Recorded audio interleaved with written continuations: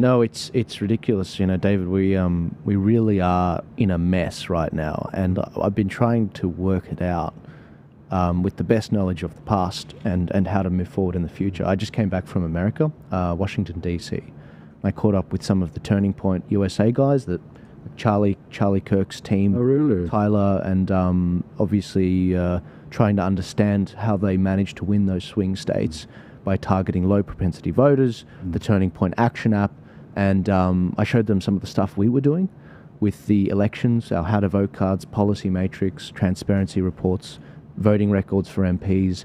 They were very impressed. They said, wow, you guys, we can't do some of these things that you do in Australia because we have different systems. We're a parliamentary democracy with preferential voting and mandatory voting. They don't have permanent voting where everyone has to rock up and vote. They actually have to get people out. And if you get people out, you win. And so their focus on low propensity voters delivered them that victory.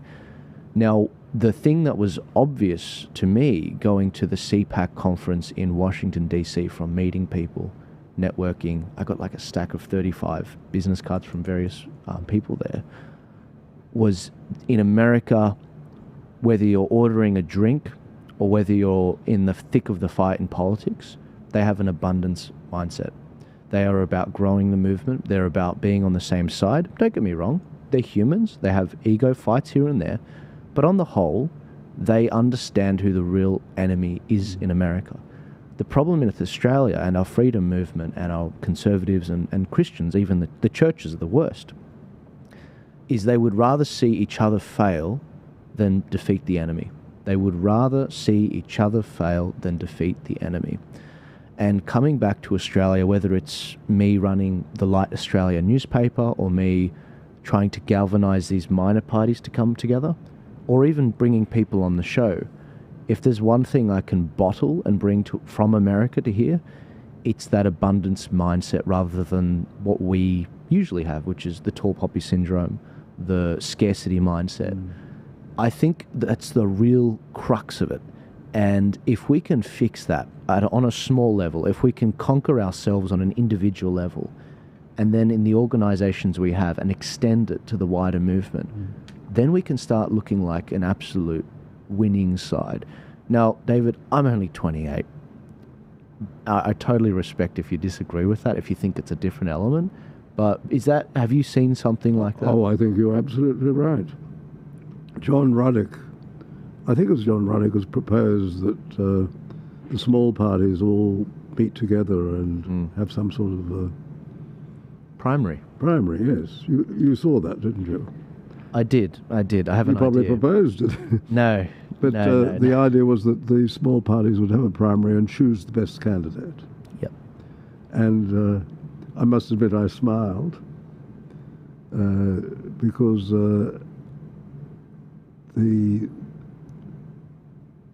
there would have to be a change for them to do that, because change? There would have to be a change of attitude, because there's a competition, and the competition is that you don't let the other side. That's right. Take advantage. Let me run this by you, because I read his full plan and I saw some obvious holes in it, but I thought about some solutions to those holes. First things first, the Libertarian Party can't convene that. It's just not possible.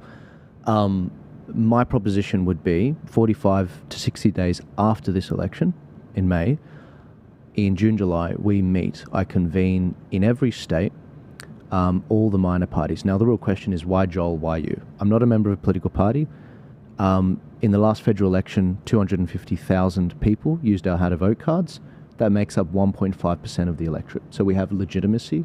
We've accrued 400 million views online in the last 4 years. So we have people that respect what we do, and we have personal relationships with every single freedom party without favouring anyone. So we have a reputation of being transparent, authentic, and fair.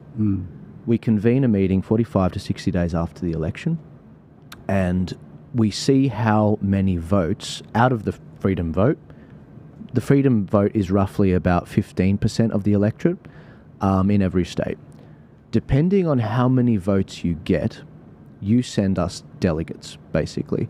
these delegates can only be the candidates that you ran in that election, people that actually had skin in the game. So, for example, One Nation, they're seen as the lead party. If they got 40% of that freedom vote, the 15%, they send those delegates across. They send 40 candidates or so. And we go through the other 8 freedom parties, and depending on the amount of votes they get, they send that. That's their legitimacy to come, because if you're not getting votes, then you have no legitimacy. That's the reality. We're going to hold a vote on 2 things. The first thing is the most important. It's how do we hold a primary? What are the ground rules? I'll propose a way to do it. That we're going to hold 3 debates, that you need a certain amount of signatures in order to actually be in these debates and be nominated as a candidate in this primary. Let's take New South Wales, for example. And we're going to vote on who is allowed to vote in these primaries. How do you define a member of the freedom movement? How do you define the way that the primary will take place?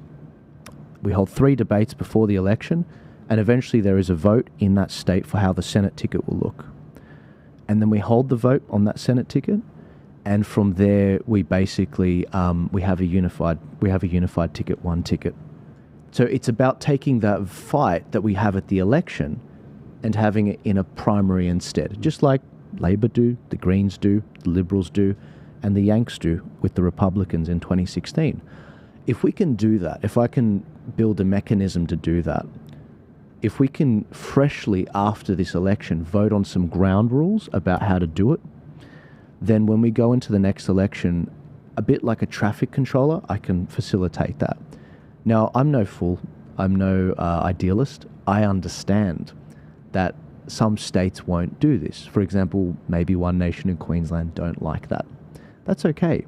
The great thing about this plan is some states are ready for that. New South Wales, for example, is ready for that. Oh, good. And the Libertarians and the other freedom parties in New South Wales, that's why we have a coalition ticket with Craig Kelly, the Hart Party, as well as the Gerard Rennick's party. They're running a joint ticket in this state. Now, that's the great thing. Craig Kelly, Michael O'Neill from the Hart Party, and we've got Gerard Rennick's running a candidate there too. They're doing a joint ticket rather than a split ticket. And so, for the Senate. And so, when it comes to running that test, that simulation in other states, if Queensland, for example, which I believe will be the hardest state to do this in, want to be divided and want to get the same result and do the same thing, that's fine.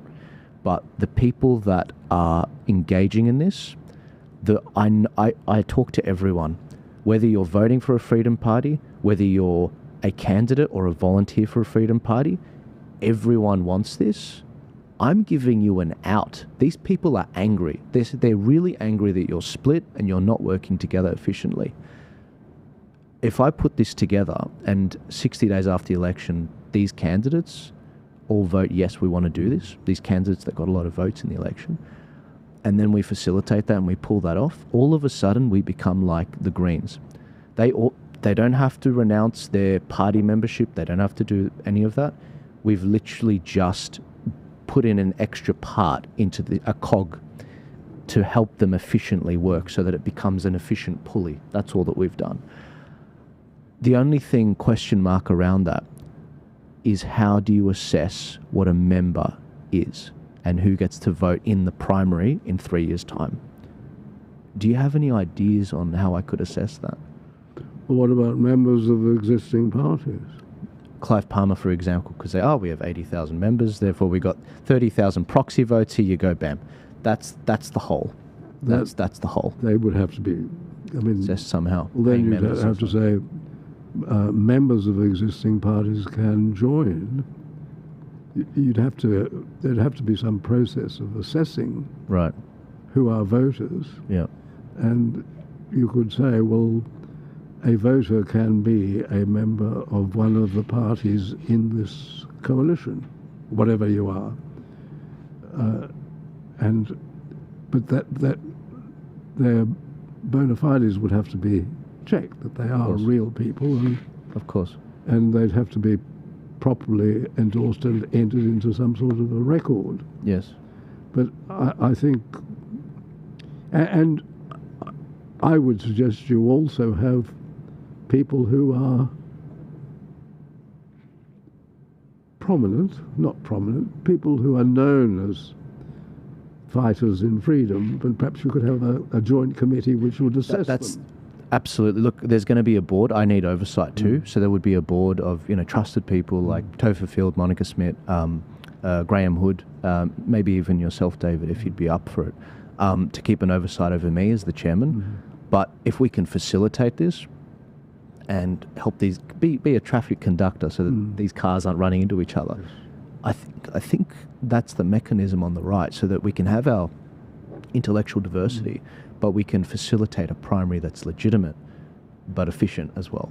Do you think you'd get One Nation involved? I think One Nation will be the last holdout because they think everyone should join them. But the big problem they have is they have a retention problem. Whoever disagrees with One Nation Queensland gets kicked out. Now, if you are offering a genuine alternative to their volunteers, voters and candidates, and they see that the other parties are doing this in other states, they're going to want a piece of the action and demand it. Now look, I believe if we hold a primary next election and Pauline ran, I believe she would win that as the lead candidate. But she would have legitimacy, she would have unity, and everyone would have already agreed to the rules. Yep, that makes sense. It was fair. This board of trustworthy people that aren't in parties, yep, it was facilitated properly. It'll all be transparent. But we can stop the squabbling. Because where things are at right now is they're all fighting. You've got 8 parties fighting over 15% of the vote. That's how Dan Andrews won in Victoria. Because I remember Fred Nile saying that you'd never get small parties agreeing with one another. That's because they all facilitated it themselves. You need the neutral broker, and you need that. Yes, you're right. That's the problem. You do have that advantage. You have a drive. And I don't want to run. I've said this to people, like I literally don't want to run. I'm more effective outside trying to muster the troops, train them up, inform them and empower them.